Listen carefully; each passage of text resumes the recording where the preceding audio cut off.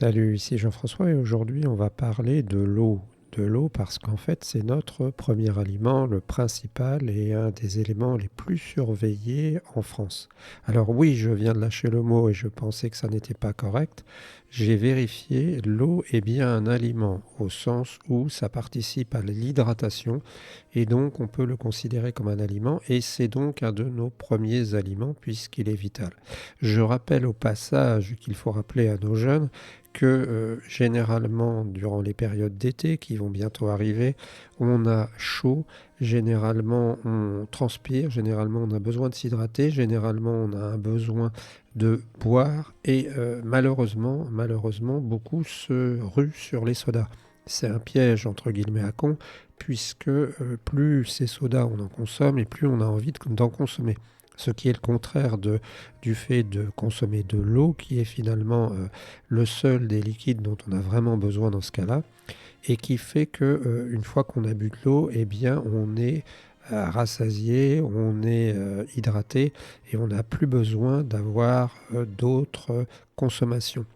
Hein, quelqu'un me disait qu'il avait fait l'essai, mais c'est pas forcément à faire de boire une demi-bouteille d'eau, une petite, une 33 ou une 50 centilitres, en carrément 3 ou 4 secondes, et tu t'aperçois que presque d'une seconde à l'autre, tu passes du moment où tu étais vraiment assoiffé au moment où tu es finalement tu es hydraté. Et en fait, ben oui, moi je me rappelle d'une descente de la Vallée Blanche en ski, et où on attendait quand on arrivait sur un café qui était là, en bas des pistes.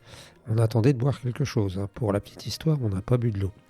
Voilà, donc c'est pas très recommandable, mais disons que l'eau est très importante et je voulais en faire un petit sujet là-dessus parce qu'en fait, j'ai l'impression que les gens manient peu la technique et ne connaissent pas grand-chose sur le sujet. Alors d'abord, il faut reconnaître qu'en France, nous avons un réseau d'adduction d'eau qui est quand même pas mal fichu. On passe de temps en temps des reportages sur la qualité de l'eau. La dernière fois, j'en voyais un peu effrayant avec Lise Lucet. Élise Lucet sur l'eau en bout de réseau, hein. Il y a des endroits en France où on a mis des PVC à une époque et qui transmettent des produits qui sont dangereux pour la santé. Toutefois, globalement, notre réseau est assez bien organisé et l'eau est surveillée. Toutefois, nous n'échappons pas au problème de notre monde industriel qui fait que régulièrement, eh bien, il y a des pollutions et que on voit que les eaux sont de plus en plus polluées. Les métabolites, ça doit être les produits qui sont dérivés des pesticides et tout un tas de produits sont très nombreux dans l'eau. Alors, face à ça, eh bien, l'idée, c'est de se procurer une eau qui est indispensable pour boire et puis pour cuisiner aussi, hein, parce qu'il ne faut pas oublier cet aspect, et d'essayer de voir quelles sont nos alternatives. Alors, la première alternative, à mon avis, c'est l'eau en bouteille. Alors, c'est intéressant dans une certaine mesure, mais ça ne l'est pas dans une autre, tout simplement parce que l'eau en bouteille a deux inconvénients. Le premier inconvénient de l'eau en bouteille, c'est bien entendu son prix, hein. Si on veut de l'eau en bouteille, eh bien, on va dépenser pas mal d'argent chaque année, hein. Je me suis amusé à faire par ChatGPT un petit tableau et qui nous dit que, alors il parle pas du nombre de personnes et tout, mais que apparemment le coût annuel en eau pour, je ne sais pas si c'est une famille de deux ou quoi que ce soit, mais c'était 100 à 600 euros, hein, ça dépend de la marque que tu achètes. Et le deuxième désavantage, l'ennui de l'eau, c'est en bouteille. Alors il y a bien sûr le fait on s'est rendu compte qu'avec les bouchons et quand on réutilise des bouteilles d'eau en bouteille, les bouchons ont tendance à envoyer des microparticules de plastique. Mais les deux autres problèmes principaux, selon moi, c'est aussi l'encombrement, hein, parce qu'il faut carrément organiser un endroit ta maison, dans ton appartement où tu as carrément des bouteilles, hein, donc il faut que tu aies du stock. Et puis c'est lourd. C'est lourd parce que quand tu as 25 ans, ça va, mais quand tu pas de voiture, etc. Donc l'eau en bouteille, je la mets un peu de côté, hein, d'autant plus que la qualité des eaux en bouteille est variable. On nous dit l'eau filtrée à la carafe, alors là, on tombe dans les filtres, hein. Et puis là, je voudrais commencer à parler des filtres et expliquer d'abord qu'il y a une aberration dans le système français, c'est que nous utilisons la même eau pour boire, une eau de qualité, pour nous laver et puis pour la chasse d'eau des toilettes, ce qui est selon moi une aberration totale, hein. J'étais toujours pour un double réseau. Maintenant, je sais que ce serait très compliqué. Sais que c'est impossible parce que les réseaux sont complètement sont faits maintenant et on n'imagine pas réouvrir les trottoirs, hein. Je ne sais pas si tu te rappelles, mais j'ai l'impression qu'à une époque, on a fait beaucoup plus de travaux que maintenant. Mais il y a eu une époque où la France était complètement bousillée par les trottoirs, on mettait des tas de gaines, de machins, de trucs, et en fait, c'était infernal. Donc, le problème de créer un nouveau réseau d'adduction d'eau, disons un petit réseau d'adduction d'eau potable, c'est bien entendu que ça reviendrait à recasser, etc., ce qui est totalement impensable. Toutefois, ça n'empêche pas de dire que l'eau qu'on consomme, qu'on met à la poubelle, hein, quand on tire une chasse d'eau, c'est 6 ou 7 litres d'eau, eh bien, c'est un peu stupide de la rendre totalement potable et vice-versa. Alors, qu'est-ce qu'on peut dire? Eh bien, on peut dire que dans ce cas-là, il faut faire avec, hein, même si c'est bête.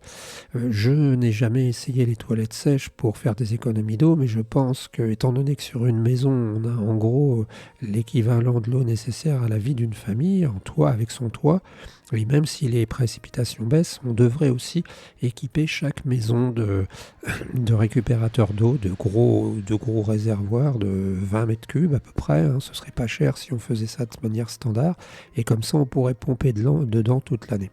Bien, alors ce qu'il faut bien avoir à l'idée, c'est que dans les filtres que tu vas utiliser pour ton eau, eh bien, il va y avoir plusieurs types de filtres et tous les filtres ne se valent pas. Le problème aussi, c'est qu'il n'y a pas vraiment d'études scientifiques complètes qui prouvent l'efficacité des filtres, hein. Parce que tu as des filtres sur carafe, tu as des filtres sous pression. Pourquoi sous pression? Parce que c'est différent. Tu as des filtres qui sont branchés directement sur le réseau d'eau. Et puis, tu as le top qui s'appelle l'osmose inverse. Alors, j'ai regardé les prix. Les filtres sur carafe sont relativement bon marché au sens où c'est une carafe qui a une partie qui va filtrer. Toutefois, la qualité de ces filtres n'est pas forcément bonne parce que ce qu'il faut savoir, c'est que dans les filtres, il existe différents types de filtres. On te vend des filtres pour pas avoir d'odeur, pour enlever le chlore ou je ne sais pas quoi. Mais en fait, ce qui est important, c'est d'enlever les pesticides et dans l'idéal, d'enlever les polluants éternels. Maintenant, j'ai lu plusieurs études. Tu peux aller voir toi aussi. Tu tapes preuve scientifique de l'eau filtrée, de la qualité de l'eau filtrée, et tu verras qu'elles sont contradictoires. D'après moi, si tu achètes une carafe et c'est pour ta santé qui enlève seulement le goût de chlore ou alors les mauvaises odeurs, ça n'a pas vraiment d'effet.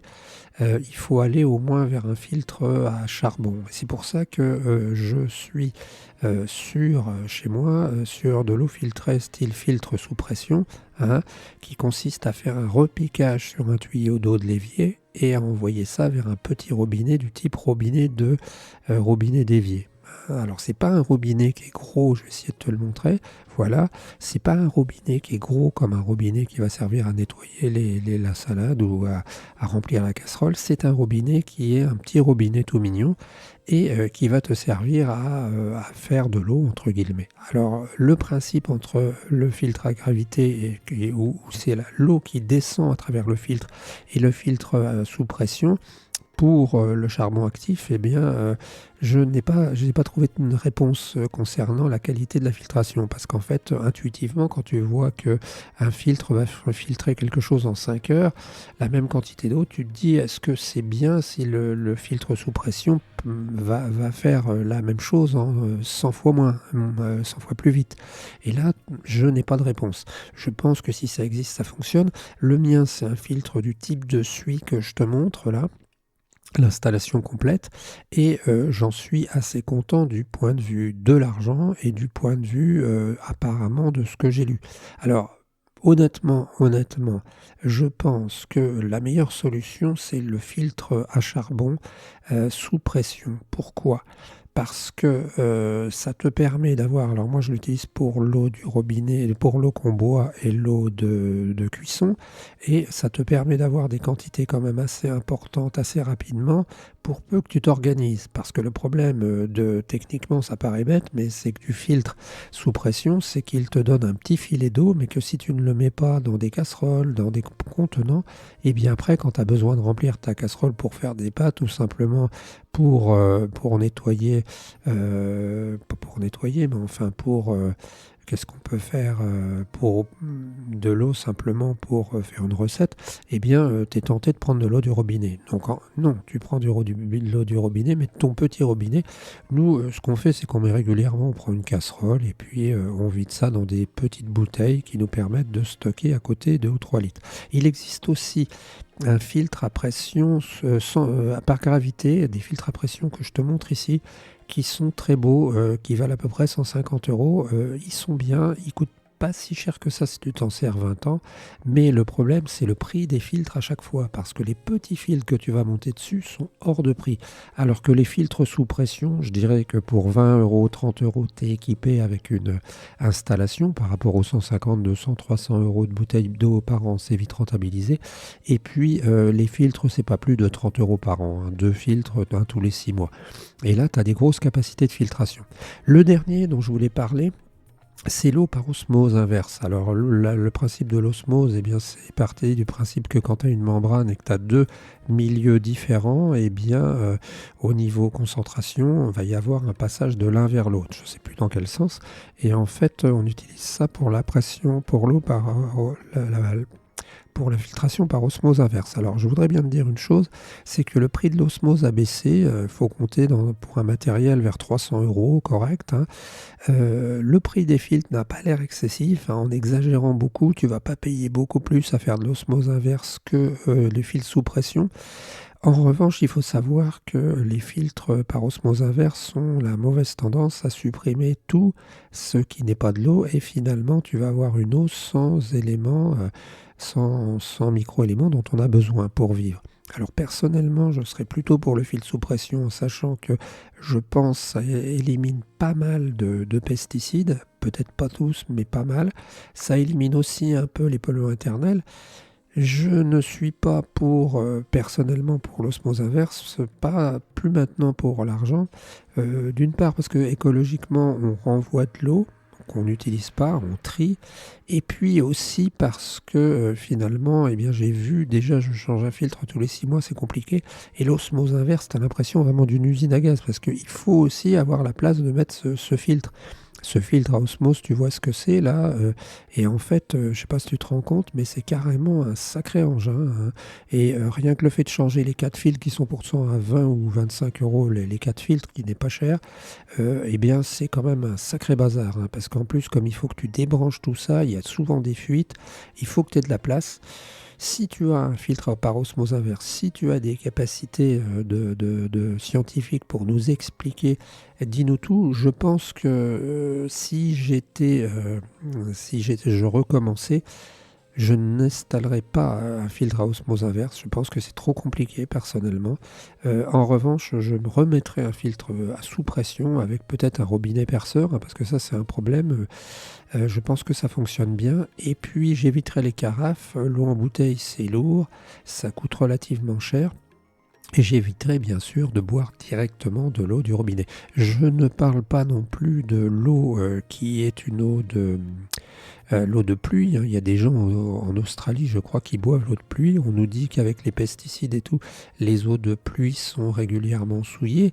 Il faut penser aussi, et si tu as fait de l'aquariophilie, que quand on fait de l'aquariophilie, on attend un certain temps avant de récolter l'eau de pluie qui coule des gouttières, parce qu'il y a du plomb, il y a du zinc, je ne sais pas quoi, et qu'on veut de l'eau presque pure. Donc, à éviter, d'après moi, au niveau de l'hygiène, l'eau de pluie, je privilégie le filtre sous pression, un gros filtre à charbon actif, qui me paraît le mieux. Voilà, n'hésite surtout pas à nous donner ton avis, hein, si tu es un spécialiste ou pas. C'est très difficile, hein, c'est très difficile parce que, comme je l'ai dit, eh bien, quand tu ne peux pas voir ce que tu as dans ton verre, hein, c'est pas rouge, c'est pas vert, c'est pas bleu, c'est rien, c'est translucide, on voit rien, eh bien, tu ne sais pas s'il y a des polluants. Après, le problème aussi, c'est que le prix des analyses est très important et assez conséquent. Et en revanche, tu peux te rapprocher de ton fournisseur d'eau pour lui demander les analyses sur ton secteur, ou alors aussi voir les cartes qu'ont émis parfois des syndicats locaux. Voilà, on se retrouve très bientôt et surtout si tu as des compétences, n'hésite pas à nous transmettre, à nous les transmettre, à nous contacter et à nous en faire part. Ciao l'ami.